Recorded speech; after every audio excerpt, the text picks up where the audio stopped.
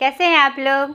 आज के इस पिता पहचान क्लासेस में मैं लेके आई हूँ आपके शेड्यूल के अनुसार किसलय भाग 2 जो 7th के बच्चों का मेन हिंदी है और हमारे क्लास 9th में उर्दू के बच्चों का। ठीक है, तो class 9th NRV Bihar board पाठ 11 कबीर के दोहे। ठीक है, जो कविता और पद के रूप में कविता के रूप में जाना गया है और किस में संकलित है, पद में, जिसके रचनाकार कौन है, कबीरदास जी। तो आज के इस वीडियो में क्लास में हम जानेंगे कवि परिचय, कबीरदास जी का पूरा परिचय, फिर कविता परिचय या पद परिचय जो दोहे के रूप में यहाँ संकलित हैं। ठीक है, उसके बाद अंत में हम देखेंगे इसका प्रश्न अभ्यास। तो चलिए कबीरदास जी के परिचय से। कबीरदास जो भक्ति काल के निर्गुण धारा के ज्ञानाश्रयी शाखा के प्रमुख कवि हैं और भारत के महान संत और आध्यात्मिक कवि हैं। तो ये भक्ति काल क्या है? हिंदी साहित्य हमारा मुख्य रूप से 4 भागों में बटा है। ध्यान से सुनिए, जिस संदर्भ में ये बात आई है उसको हम क्लियर कर ले। हिंदी साहित्य मुख्यतः 4 भागों में बटा है, आदि काल, भक्ति काल, रीति काल और आधुनिक काल। तो ये भक्ति काल के कवि थे। तो भक्ति काल नाम से ही पता चल रहा है भक्ति का समय था। तो भक्ति काल में मुख्य रूप से 2 धाराएं आई। ठीक है, क्लियर कर लीजिए, ये निर्गुण धारा, ये ज्ञानाश्रयी शाखा कहाँ से आया। तो भक्ति काल में जो 2 धाराएं आई, पहले का नाम था निर्गुण धारा और दूसरे का नाम था सगुण धारा। ठीक है, तो निर्गुण धारा के जितने भी रचनाकार हुए या कवि हुए, उन्होंने निराकार रूप से भगवान की भक्ति की। ठीक, निर्गुण धारा में भी 2 धाराएं आई, एक ज्ञानाश्रयी, एक प्रेमाश्रयी। ठीक है, ज्ञानाश्रयी के जितने कवि रचनाकार थे उन्होंने ज्ञान के माध्यम से, अध्यात्म के माध्यम से रचनाएं की, और प्रेमाश्रयी धारा के जो कवि थे उन्होंने प्रेम को सर्वश्रेष्ठ माना कि प्रेम एक ऐसा माध्यम है जिसके द्वारा पूरी दुनिया पे विजय पाई जा सकती है, सब कुछ संभव हो सकता है। तो उन्होंने प्रेम की महत्ता को दिखाते हुए कविताएं और रचनाएं की। तो प्रेमाश्रयी हुआ। और फिर सगुण धारा में भी 2 कवि हुए, दो प्रकार की धाराएं हुई, क्योंकि सगुण धारा में जो विशेष भगवान को मानने वाले लोग थे, रचनाकार थे, व्यक्ति थे। एक कृष्ण को मानते थे, एक राम को मानते थे। इसलिए सगुण भक्ति धारा की जो 2 धाराएं हुई वह 2 रूप में आई, रामाश्रयी और कृष्णाश्रयी। तो हमारे कबीरदास जी निर्गुण धारा के ज्ञानाश्रयी शाखा के कवि थे। अब क्लियर हो गया, भक्ति काल में निर्गुण धारा के ज्ञानाश्रयी शाखा के। और ये महान संत थे। इन्होंने संत की जितनी परंपरा होती है, जितना क्रियाकलाप होता है, सब हमारे कबीरदास जी में निहित था। उनका उन्होंने कड़ेती से पालन किया। अपनी तमाम उम्र उन्होंने संत की तरह बिताया और संत की तरह ही ज्ञान का प्रचार और प्रसार किया। आध्यात्मिक कवि इन्हें क्यों कहा जाता है? क्योंकि ये अद्वैतवाद के समर्थक थे। नहीं, अद्वैतवाद जो परमात्मा और आत्मा की एकता का बखान करता है, जो अध्यात्म से जुड़ा है, हमारे आध्यात्मिक रूप से जुड़ा है, इसीलिए उन्हें क्या कहा गया? आध्यात्मिक कवि भी कहा गया। आगे इस्लाम के अनुसार कबीर का अर्थ है महान, जैसा कि उन्होंने अपने नाम के साथ चरितार्थ किया। ठीक है बेटा, इनका जन्म 1440 ईस्वी विक्रम संवत 1398। यह विक्रम संवत क्या है? काल की जो गणना की गई थी पहले 2 रूपों में की गई थी, एक विक्रम संवत के रूप में और एक ईस्वी सन के रूप में। दोनों की अपनी अपनी परंपरा है। ठीक है, इनका जन्म ज्येष्ठ मास की पूर्णिमा को ब्रह्म मुहूर्त में हुआ था। कहाँ हुआ था? लहरतब, काशी, उत्तर प्रदेश में। इनके माता पिता के नाम के जो उनके जन्मदाता हैं उनके बारे में कहीं से कोई प्रमाण प्राप्त नहीं होता है। एक जुलाहे दंपति जिनका नाम नीरू और नीमा था, उन्होंने उनका लालन पोषण किया, इसलिए माता पिता के नाम में इन्हीं दोनों का नाम आता है, पिता नीरू और माता नीमा। ठीक है, गुरु के रूप में रामानंद जी का नाम आता है, जिन्होंने उनको दीक्षा दी। इनकी रचनाएं, कबीरदास जी ने कभी कलम को नहीं छुआ, अर्थात कभी लिखना पढ़ना नहीं किया। तो फिर उनकी जो रचनाएं हमें प्राप्त हो रही है, जितने भी दोहे हैं, जिस रूप में भी जो उनकी रचनाएं प्राप्त है, जो कि आप देखते हैं कि बीपीएससी लेवल तक पढ़ाई जाती है, तो वो फिर हमें कहाँ से प्राप्त होती है? तो उनकी रचनाओं का जो संकलन है, बीजक नाम से उनके शिष्य धर्मदास जी, जो कि एक बहुत बड़े शिष्य थे उनके द्वारा संकलित किया गया। जितनी भी उन्होंने जितने उपदेश दिए, जितने श्लोक बोले उन्होंने, जितनी दोहें लिखी मतलब बोली, सबका संकलन उन्होंने बीजक नाम से किया। कब किया? 1464 ईस्वी में। अब बीजक क्या होता है? बीजक जो है 3 रूप उसमें समाहित हैं। बीजक बराबर साखी, शब्द, रमैनी। साखी का अर्थ होता है दोहा, शब्द का अर्थ होता है श्लोक या पद, रमैनी का अर्थ होता है दोहे, जो चौपाई शैली में उन्होंने लिखे थे, लेकिन चौपाई का जो नियम उपनियम है छंद शास्त्र में, उन्होंने उनका पालन नहीं किया था। इसलिए कबीर के दोहे अलग से हमारे हिंदी साहित्य में वर्णित है, क्योंकि चौपाई के अपने नियम उपनियम है छंद शास्त्र में चौपाई लिखने के, लेकिन स्पेशली कबीर के दोहे अलग रूपों में लिखे जाते हैं। उन्होंने भी चौपाई रूप में लिखा, लेकिन नियम उपनियम से हट के लिखा, ठीक है, अलग से लिखा। अब कितनी साखियाँ उनकी प्रमाणिक है? 353 साखियों का प्रमाण उनका प्राप्त होता है, और रमैनी 84 रमैनी उनकी प्राप्त होती है। साखी में जो उन्होंने संकलन किया उसका कौन सा रूप है? साखी में जो परमात्मा का रूप है, नहीं, उसका वर्णन वह करते हैं। हर एक तरह से उनका वर्णन, आत्मा और परमात्मा का वर्णन, उनको लगातार दोहराने की, लगातार याद करने की बात इसमें कही गई है। शब्द क्या है? उनके गुरुदेव ने जो उन्हें उपदेश दिया उसका संकलन श्लोक यानी शब्द में उन्होंने किया है, उनके शिष्य ने किया है, उसी का अनुसरण करते हुए, ठीक है। जो कबीरदास जी ने श्लोक बोले या कहे, उसी का संकलन धर्मदास जी ने किया, जिसमें क्या वर्णन है? रामानंद जी ने जो उन्हें उपदेश दिए उसका संकलन। रमैनी क्या होता है? रमैनी का तात्पर्य क्या है? शाब्दिक अर्थ क्या है? रमन करना। कहाँ रमन करना? प्रकृति में। प्रकृति ने जो हमें सारी सुविधाएं दी, जितनी भी प्रकृति प्रदत्त चीज़ें हैं, उसमें रमन करना, उनको देखना, उनको समझना और उनको नमस्कार करना। नमस्कार करना मतलब मनन करना, उनका अनुग्रहित करना, नहीं, उनके एहसान को मानना, सीधे शब्दों में समझिए। तो उनके बातों को दोहराना किसमें संकलित है? हमारे रमैनी में। और इनकी रचनाएं कबीर ग्रंथावली के नाम से संग्रहित है, और इनकी कुछ रचनाएं गुरु ग्रंथ साहिब, जो सिखों का एक महान ग्रंथ है, ठीक है, उसमें संकलित है। तो ये एक महान संत थे, तो इनके इतने प्रभावशाली, इतने महत्वपूर्ण संकलन थे कि एक महान ग्रंथ में उसको स्थान मिला, ठीक है। इनकी भाषा को आचार्य रामचंद्र शुक्ल जी ने, जो साहित्यकार थे बहुत बड़े, साधुकड़ी भाषा कही।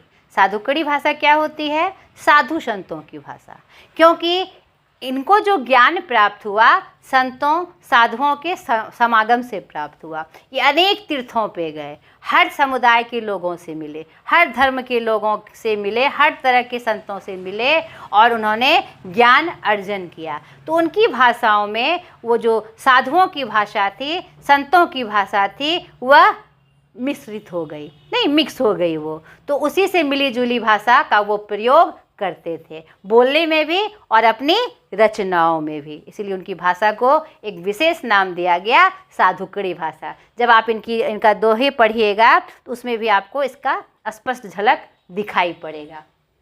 इनका निधन 1580 विक्रम संवत 1494, दोनों काल आपको याद रखना है। कहाँ हुआ? मगहर, उत्तर प्रदेश में, ठीक है। तो ये इनका परिचय था। अब कबीर के दोहे पद परिचय में देखें, आपके पाठ में उनके कौन से पद संकलित हैं और उससे हमें क्या ज्ञान प्राप्त हो रहा है। चलिए, आइए बच्चों, अब पाठ के माध्यम से हम कबीर के दोहे को देखें। हमने इनका पूरा परिचय जाना, नहीं किस प्रकार के ये संत थे, कवि थे, रचनाकार थे, और उनके रचनाओं के बारे में भी जाना। अब आइए पाठ के माध्यम से इनके दोहे को हम देखें। पहला दोहा। काल करे सो आज कर, आज करे सो अब, पल में प्रलय होएगी, बहुरी करेगा कब। कबीरदास जी कहते हैं, जो काल करना चाहते हो यानी कल करना चाहते हो उसे आज कर लो, और जो आज का काम है उसे तुरंत ख़त्म करो। नहीं, क्योंकि पल में प्रलय हो जाता है, यानी पल में सब कुछ उलट पुलट हो जाता है, कुछ भी हो सकता है। तो तुम्हारा जो छूटा काम है तो फिर तुम कब पूरा करोगी। यह बात किस संदर्भ में आई है कि हम कहते हैं कि हम समाज के लिए ये करेंगे, देश के लिए यह करेंगे, परिवार के लिए यह करेंगे। नहीं, यह साधारण काम के संदर्भ में भी आई है और विशेष काम के संदर्भ में भी बात आई है। जो काम आपके मन में है कि कल करेंगे, उसे हमें आज ही कर लेना चाहिए अगर संभव हो तो। और आज की बात है तो वह तुरंत ख़त्म कर देना चाहिए। अगर आप खाली बैठे हैं और आपको वो करना है, आप उसको महत्ता देते हैं, तो वह कर लेना चाहिए। क्योंकि पल में एक प्रलय आ सकता है, तो यानी पल भर में सब कुछ बदल सकता है। आपकी मन की इच्छा मन में ही रह जाएगी, तो फिर दोबारा वो आपको करने का, बहुरी मतलब दोबारा करने का कब मौका मिलेगा आपको। अगर प्रलय आ गया, सब कुछ उलट पुलट हो गया, तो आप उस काम को नहीं कर पाएंगे। इसीलिए हर काम के प्रति सचेत रहना चाहिए, उसे टालना नहीं चाहिए। कल पे या बाद में करूँगा ऐसा टालना नहीं चाहिए। बहुत ही सुंदर दोहा। दूसरा। साईं इतना दीजिए, जामे कुटुम्ब समाए, मैं भी भूखा ना रहूं, साधु न भूखा जाए। तो हमने आपको क्या बताया कि उनकी जो भाषा है एकदम साधु संत वाली भाषा है और बड़ी सटीक अर्थ में वह बात कहते हैं। नहीं, इस द्वितीय पद में दोहे में वह कह रहे हैं कि इतना, हे प्रभु, हे परमात्मा, इतना दीजिए ताकि उसमें मैं सारे कुटुंब का यानी अपने परिवारजनों का, सगे संबंधियों का निर्वाह कर सकूं, सबका निर्वाह हो जाए, सब कोई जिए, मैं भी भूखा ना रहूं, परिवारजन भी भूखे ना रहे, और मेरे घर में जो साधु आए वह भी भूखा ना जाए। इतना मुझे दीजिए, यानी इतने ही संपत्ति का अर्जन करना चाहिए जिससे सभी कुटुंबजन, परिवारजन खुश रहे, शांति से रहे, ठीक से रहे। अधिक धन का भी, अधिक वस्तुओं का भी ज़्यादा संग्रहण नहीं करना चाहिए। इतना ही दीजिए जिसमें कि सारे कुटुंब, परिवारजन सुखी रहे, भूखे ना रहे, और साधु जो मेरे दरवाजे पर आए यानी जो अतिथि मेरे दरवाजे पर आए वह भी भूखा मेरे घर से ना जाए। तीसरा। निंदक नियरे राखिए, आंगन कुटी छवाए, बिन साबुन पानी बिना, निर्मल करे सुभाए। यह जो आपके जो चौपाई आई है, दोहा आया है, यह बहुत ही प्रासंगिक है। आज के संदर्भ में यह बात और भी ज़्यादा चरितार्थ होती है, सार्थक होती है। क्योंकि आज हम क्या चाहते हैं, जो आपकी प्रशंसा करते हैं, बड़ाई करते हैं, तो हम बहुत खुश हो जाते हैं, और जो आपकी निंदा करते हैं या फिर आपके सामने मुंह पर आपकी बातों को, आपकी कमियों को निकाल देते हैं, उससे हम दूर जाते हैं। तो उसी संदर्भ में कबीरदास जी बहुत अच्छी बात कहते हैं कि जो आपकी निंदा करते हैं यानी सामने में मुंह पर आपकी गलती का बखान कर देते हैं, उसे अपने नज़दीक रखिए, उससे दूर मत भागिए, उसे एकदम अच्छे से अपने नज़दीक रखिए। आंगन में कुटी छवा कर यानी अपने घर में आश्रय देकर उन्हें अपने पास रखिए, क्योंकि वह बिना साबुन के, बिना पानी के आपकी काया को निर्मल कर सकते हैं। नहीं, वह हर तरह से आपको स्वच्छ और पवित्र कर सकते हैं, क्योंकि वह कभी भी झूठी प्रशंसा नहीं कर सकते। अगर वो सामने में आपकी बातों को टोकेगा कि यह गलत है, तो क्या होगा, आप उस गलती का सुधार करिएगा, नहीं, ताकि फिर से वह गलती आप ना दोहरा सके और फिर आगे कोई इस गलती के लिए आपको टोक ना सके। अगला देखिए। जाति न पूछो साधु की, पूछ लीजिए ज्ञान, मोल करो तलवार का, पड़ा रहन दो म्यान। नहीं, यहाँ बहुत सुंदर पंक्ति कि ज्ञान लेने के लिए किसी से उसकी जाति नहीं पूछनी चाहिए कि वह किस जाति का है, हिंदू है, मुस्लिम है, सिख है, ईसाई है। अगर आपको ज्ञान प्राप्त हो रहा है, सच्चा ज्ञान प्राप्त हो रहा है, जिससे आपका जीवन सार्थक एवं सरल होता है, तो वह बिना जाति पूछे उससे वह ज्ञान लीजिए। हाँ, उसकी जाति मत पूछिए कि वह क्या है। मोल करो तलवार का, तलवार का मोल होता है। नहीं, अगर तलवार की जब आवश्यकता पड़े तभी उसको निकालना दो, तलवार का मोल है, मयान का नहीं। नहीं, मयान किसी भी मयान में वह फिट रह सकता है। मोल करो तलवार का, पड़ा रहन दो म्यान। नहीं, उसे मयान में रहकर आपको वह उसका जो खूबी है वह आपको प्राप्त नहीं होगा। हम मोल किसका करते हैं? तलवार का करते हैं। इसीलिए बड़े लोगों से जाति नहीं पूछकर उसे जो ज्ञान प्राप्त होता है उसे जरूर धारण करना चाहिए। बहुत ही अच्छी बात। आगे का देखिए, सोना सज्जन साधुजन, टूटे जुड़े 100 बार, दुर्जन कुंभ कुम्हार के, एके धक्का दरार। यहाँ पर क्या कहते हैं, जो सज्जन लोग हैं उनके विशेषता के बारे में बताया जा रहा है, और जो दुर्जन हैं, गलत बुद्धि के हैं, गलत व्यवहार के हैं, उसकी भी विशेषता बतलाई जा रही है। जो सोना है, सोना क्या होता है? कीमती होता है। जो सज्जन है, अच्छे बुद्धि का है, अच्छे विचार का है। और जो साधुजन है, जो वास्तव में साधु हैं। साधु क्या होते हैं? परोपकारी होते हैं, जन कल्याणकारी होते हैं, जो लोगों का कल्याण करते हैं, भला करते हैं। वह बार बार टूट कर भी 100 बार जुड़ जाता है। सोना को गलाकर आप जिस आभूषण में उसे ढाल दीजिए वह ढल जाता है। कितनी बार भी उसे तोड़िए वह फिर जुड़कर कोई एक नया आभूषण या कुछ नया वस्तु बन जाता है। सज्जन को कितना भी आप उसकी बुराई करिए, कितना भी आप उसको तोड़िए, लेकिन वह आपको अच्छा ही ज्ञान देगा, सही रूप से आपसे जुड़ा रहेगा। जो वास्तव में साधुजन है वह आपकी बुराई नहीं कर सकता, वह हर तरह से आपका परोपकार ही करेगा।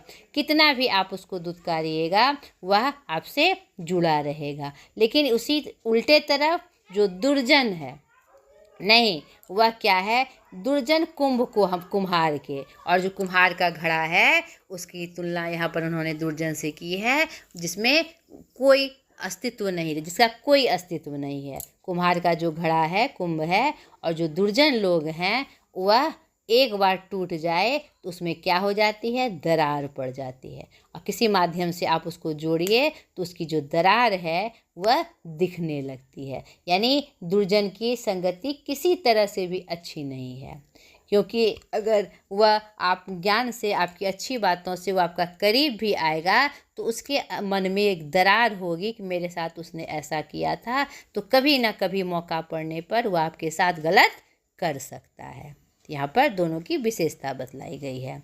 आगे का देखिए पद, पोथी पढ़ी पढ़ी जग मुआ, पंडित भया न कोय, ढाई आखर प्रेम का, पढ़े सो पंडित होय। इस पद में प्रेम की महत्ता के बारे में, प्रेम की विशेषता के बारे में कबीरदास जी कह रहे हैं कि बड़ी बड़ी पोथी पढ़कर बड़ा नहीं कोई हो सकता है। बड़ी बड़ी खाली पोथी पढ़ लिया उससे हम पंडित नहीं हो जाते हैं। उसमें हमें अभिमान नहीं करना चाहिए कि हमने बड़ी बड़ी पोथी पढ़ ली तो हम बड़े पंडित हो गए। वहाँ पर कह रहे हैं बड़ी पोथी पढ़ी पढ़ी जग मुआ, पंडित भया न कोई, कोई पंडित नहीं हुआ। हाँ, जिसने प्रेम की महत्ता को समझ लिया, जो सबसे, हर प्राणी से प्रेम करता हो, हर प्राणी को एक जैसा समझता हो, हर प्राणी को अपना समझता हो, उससे स्नेह करता हो, वह वास्तव में पंडित है। यानी यहाँ पंडित की परिभाषा किस रूप में दी जा रही है? जिसने प्रेम के भावना को समझ लिया, जो सबसे प्रेम करने लगा है, वास्तव में वही पंडित है। बड़ी बड़ी पोथी, बड़े बड़े पाठ, बड़े बड़े क्या कहते हैं रचनाओं को पढ़ने से कोई पंडित नहीं हो सकता। ठीक है, बहुत सुंदर बात आई है। अंतिम के पद, बुरा जो देखन में चला, बुरा न मिलिया कोई, जो दिल खोजा आपनो, मूसा बुरा न को। तो यहाँ पर बहुत अच्छी संदर्भित बात आई है कि दूसरे को बुरा कहने से पहले अपने अंदर देख लीजिए कि आप में वह बुराई है कि नहीं। नहीं, वही कह रहे हैं कबीरदास जी कि मैं जो बुरा देखने को गया तो बुरा नहीं मिला, यानी बुराई क्या है वह मैं ढूंढने के लिए गया तो मुझे कहीं बुराई नहीं मिली, और जब मैंने अपने में ही उसे खोजा तो मैंने पाया कि मुझसे बुरा कोई नहीं है। तो जिस चीज़ के लिए हम दूसरे से नफ़रत करते हैं, दूसरे से घृणा करते हैं, वह बात आप में नहीं होनी चाहिए। आप उससे मुक्त हैं कि नहीं, पहले इसको देखिए, पहले अपने आप को सुधारिए तो जग भी आपको सुधरा हुआ नज़र आएगा और आपकी प्रवृत्ति से अगला भी बदल जाएगा। तो बुरा दूसरे में नहीं ढूंढने से अच्छा है कि हम उसमें अपने में देखें कि मेरे अंदर क्या बुराई है, क्या कमियां हैं। दूसरे की कमियां नहीं निकालनी चाहिए। तो बहुत ही सुंदर ये कबीर के दोहे हमारे सामने आए जो कि आज के समय में बहुत प्रासंगिक है। तो पूरे जो दोहे आए हमने उनका भाव देखा, उनका अर्थ देखा। अब चलिए प्रश्न अभ्यास की तरफ कि प्रश्न अभ्यास के माध्यम से और कौन सी बात इसमें आई है। पाठ से पठित पाठ के आधार पर निम्नांकित कथनों पर सही या गलत का निशान लगाइए। प्रेम की भाषा बोलने वाला ही पंडित होता है, सही। निंदा करने वालों को दूर रखना चाहिए, गलत। निंदा करने वालों को साथ में रखना चाहिए, नज़दीक रखना चाहिए। कोई भी बात सोच समझकर बोलनी चाहिए, बिल्कुल सही। सज्जन व्यक्ति टूटता जुड़ता रहता है, जबकि दुर्जन व्यक्ति टूटता है तो जुड़ता नहीं, बिल्कुल सही बात, ठीक है। दूसरा, पठित पाठ में कौन सा दोहा आपको सबसे अच्छा लगा और क्यों? तो यहाँ पर जो इनके दोहे दिए हुए हैं, यानी कि 7 दोहे यहाँ पर संकलित हैं, तो उसमें से आपको कौन सा दोहा सबसे अच्छा लगा? मैंने सारे दोहे का भावार्थ भी आपको बताया अच्छे से। तो आपको सबसे अच्छा कौन सा लगा उसको लिखकर उसका भाव आपको स्पष्ट करना है। तीसरा, कबीर के उस दोहे का उल्लेख कीजिए जिसमें सज्जन, साधुजन और सोने की तुलना एक ही संदर्भ में की गई है। तो हमने क्या देखा, ये जो आपका 5वां दोहा था, सोना सज्जन साधुजन टूटे जुड़े 100 बार, दुर्जन कुम्हार के एके धक्का दरार। नहीं, यहाँ पर इस संदर्भ में ये पद आए हैं, उसका आपको वर्णन करना है। पाठ से आगे, कबीर के दोहे जीवनोपयोगी एवं व्यवहारिक शिक्षाओं से भरे पड़े हैं। पाठ के आधार पर इस कथन को स्पष्ट करिए। तो वास्तव में कबीर के जो दोहे हैं वह जीवनोपयोगी हैं और आज के संदर्भ में एकदम व्यवहारिक शिक्षाओं से भरे पड़े हैं, क्योंकि जो 7 दोहे इस पाठ में संकलित हुए हैं उसका हमने भावार्थ देखा, तो इस आधार पर यह बात एकदम स्पष्ट हो जाती है। नहीं, यहाँ पर पहले पद से ही जो ज्ञान हमें प्राप्त हुआ है कि काल करे सो आज कर, आज करे सो अब, यह अपने आप में एकदम संदर्भित बात है। दूसरा कि इतना हम मुझे दीजिए जिससे मेरे पूरे परिवार को भोजन प्राप्त हो जाए, मैं भी भूखा ना रहूं और जो मेरे घर अतिथि आए वह भी भूखा ना रहे, यह भी संदर्भित बातें हैं। तीसरी बात जो इसमें बताई गई कि निंदक को, निंदा करने वाले को नज़दीक रखना चाहिए, क्योंकि वो आपकी कमियों को बताता है ताकि आप अपनी कमियों को सुधार सके और आने वाले भविष्य में आप शर्मिंदा ना होए। आगे की जो पद दोहे हैं उसमें भी क्या कह रहा है कि आपको ज्ञान लेने के लिए किसी की जाति नहीं पूछनी चाहिए, चाहे जिस भी समुदाय के हो, जिस भी संप्रदाय को हो या किसी भी स्थिति के हो, छोटे हो बड़े लोग हो, उससे आपको ज्ञान लेना चाहिए। नहीं, आगे भी हमने देखा कि जो सज्जन लोग हैं उनका क्या गुण है और जो दुर्जन लोग हैं उसकी क्या विशेषता है। तो इस तरह हमने क्या देखा कि पूरे पाठ पर जो बात कही गई है वह स्पष्ट रूप से व्यवहारिक शिक्षाओं से भरी बातें हैं। दूसरा, कबीर के दोहे का अध्ययन करने के पश्चात उनके व्यक्तित्व के बारे में कल्पना कीजिए एवं लिखिए। तो हमने इनका परिचय भी बताया कि ये संत थे, परोपकार करने वाले थे, आध्यात्मिक थे और दोहा के पढ़ने से भी हमने देखा कि उनके व्यक्तित्व से एक सच्चा व्यक्तित्व दिखाई पड़ता है। नहीं, विशेष विशेष गुण उनका दिखाई पड़ता है कि एक तो वो सरल स्वभाव के थे और वो ज्ञान से भरे हुए थे और परोपकारी थे, तभी वो ऐसी संदर्भित बात कहते हैं जिससे दुनिया का भला हो। तो और भी इनके व्यक्तित्व के बारे में जो बातें आपको समझ में आई उसमें 4-5 पॉइंट बना के आपको लिखना है। तीसरा, हमें काम को कल के भरोसे क्यों नहीं टालना चाहिए। तो हमने देखा हमें काम को कल के भरोसे इसलिए नहीं टालना चाहिए कि जो अगर कल के भरोसे टाल दे और वह समय विपरीत हो गया उस काम के प्रति, तो वह काम आपका सार्थक नहीं होगा, पूरा नहीं होगा, वह वहीं का वहीं रखा रह जाएगा। इसीलिए काम को कल के भरोसे नहीं टालना चाहिए। व्याकरण में देखिए, निम्नलिखित शब्दों के पर्यायवाची लिखिए। पर्यायवाची का क्या अर्थ होता है? समान शब्द, उसी का दूसरा नाम। परले, परले का पर्यायवाची क्या होगा? यह आपका लोक भाषा में है। परले मतलब प्रलय, ठीक है। नियर, नियर मतलब नज़दीक। बहुरी, बहुरी मतलब बहुत। बहुरी का शाब्दिक अर्थ क्या होता है? दोबारा, दोबारा नहीं, फिर से। आखर, आखर मतलब क्या होता है? अक्षर। दूसरा, कुछ ऐसे शब्दों का संग्रह कीजिए जिसमें जन लगा हो, जैसे दुर्जन, जनतंत्र, ऐसे बहुत सारे शब्द हैं। और भी बताइए आप क्या होगा? नहीं, जन्म, सज्जन और प्रेमीजन, लोकजन आदि। तो आपको ऐसे शब्द और भी आपके मन में शब्द आ रहे हैं, उसका कलेक्शन आपको करना है।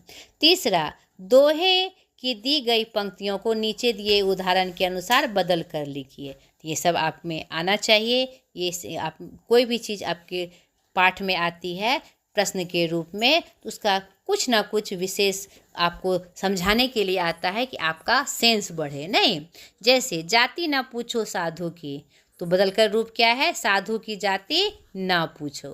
तो उसी तरह आपको जो क ख में दिया हुआ है उसको बदल कर लिखना है। मोल करो तलवार का, तलवार का मोल करो, हो गया।